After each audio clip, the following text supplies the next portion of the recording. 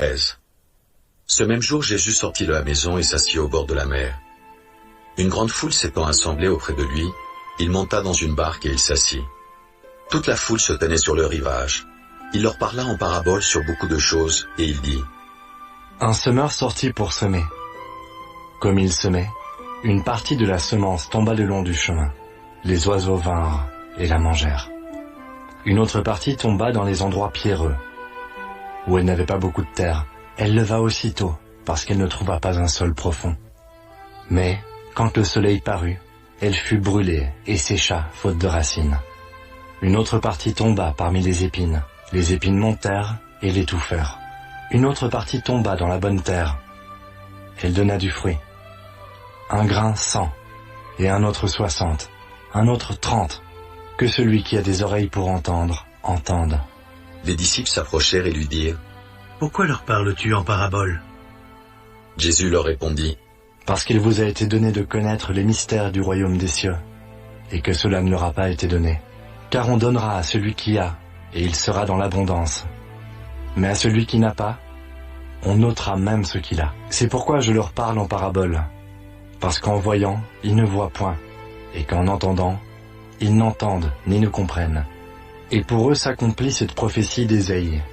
Vous entendrez de vos oreilles, et vous ne comprendrez point. Vous regarderez de vos yeux, et vous ne verrez point, car le cœur de ce peuple est devenu insensible.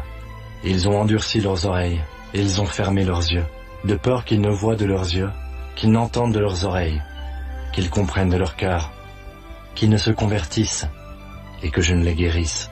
Mais heureux sont vos yeux, parce qu'ils voient, et vos oreilles, parce qu'elles entendent. Je vous le dis en vérité, beaucoup de prophètes et de justes ont désiré voir ce que vous voyez, et ne l'ont pas vu, entendre ce que vous entendez, et ne l'ont pas entendu. Vous donc, écoutez ce que signifie la parabole du semeur. Lorsqu'un homme écoute la parole du royaume et ne la comprend pas, le malin vient et enlève ce qui a été semé dans son cœur. Cet homme est celui qui a reçu la semence le long du chemin. Celui qui a reçu la semence dans les endroits pierreux, c'est celui qui entend la parole et la reçoit aussitôt avec joie.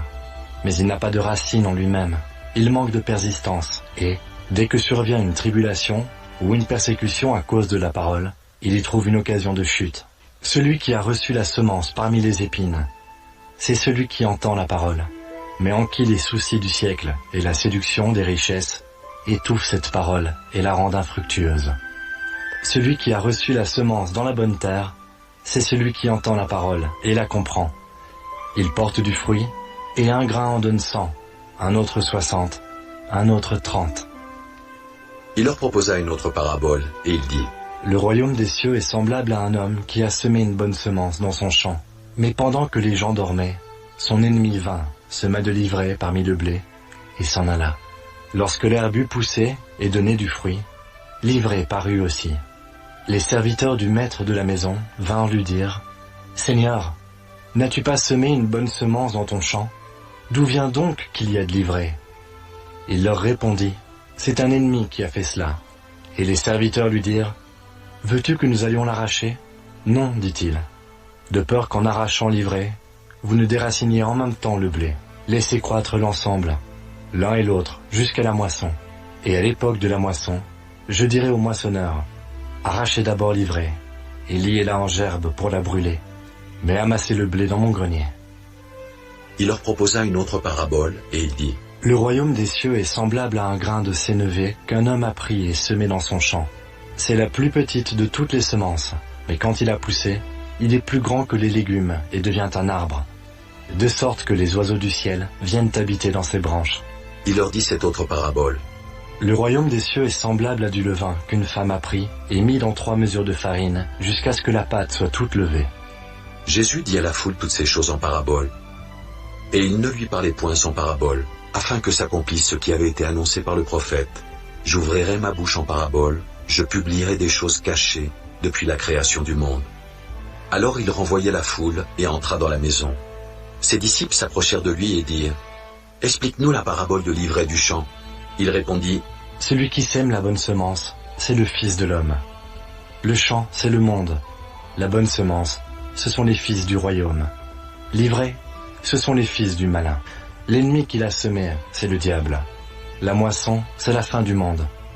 Les moissonneurs, ce sont les anges. Or, comme on arrache l'ivraie et qu'on la jette au feu, il en sera de même à la fin du monde. Le Fils de l'homme enverra ses anges, qui arracheront de son royaume tous les scandales, et ceux qui commettent l'iniquité. Et ils les jetteront dans la fournaise ardente, où il y aura des pleurs et des grincements de dents.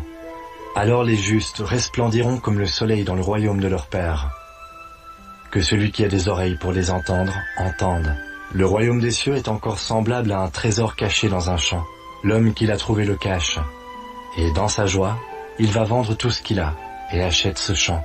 Le royaume des cieux est encore semblable à un marchand qui cherche de belles perles. Il a trouvé une perle de grand prix, et il est allé vendre tout ce qu'il avait, et l'a acheté. Le royaume des cieux est encore semblable à un filet jeté dans la mer, et ramassant des poissons de toute espèce. Quand il est rempli, les pêcheurs le tirent, et après s'être assis sur le rivage, ils mettent dans des vases ce qui est bon, et ils jettent ce qui est mauvais. Il en sera de même à la fin du monde. Les anges viendront séparer les méchants d'avec les justes, et ils les jetteront dans la fournaise ardente, où il y aura des pleurs et des grincements de dents. Avez-vous compris toutes ces choses? Oui, répondirent-ils. Et il leur dit, C'est pourquoi tout scribe instruit de ceux qui regardent le royaume des cieux est semblable à un maître de maison qui tire de son trésor des choses nouvelles et des choses anciennes. Lorsque Jésus eut achevé ses paraboles, il partit de là. S'étant rendu dans sa patrie, il enseignait dans la synagogue, de sorte que ceux qui l'entendirent étaient étonnés et disaient, D'où lui viennent cette sagesse et ces miracles? N'est-ce pas le fils du charpentier? N'est-ce pas Marie qui est sa mère? Jacques, Joseph, Simon et Jude ne sont-ils pas ses frères? Et ses sœurs ne sont-elles pas toutes parmi nous? D'où lui viennent donc toutes ces choses? Et il était pour eux une occasion de chute. Mais Jésus leur dit, Un prophète n'est méprisé que dans sa patrie et dans sa maison. et il ne fit pas beaucoup de miracles dans ce lieu, à cause de leur incrédulité.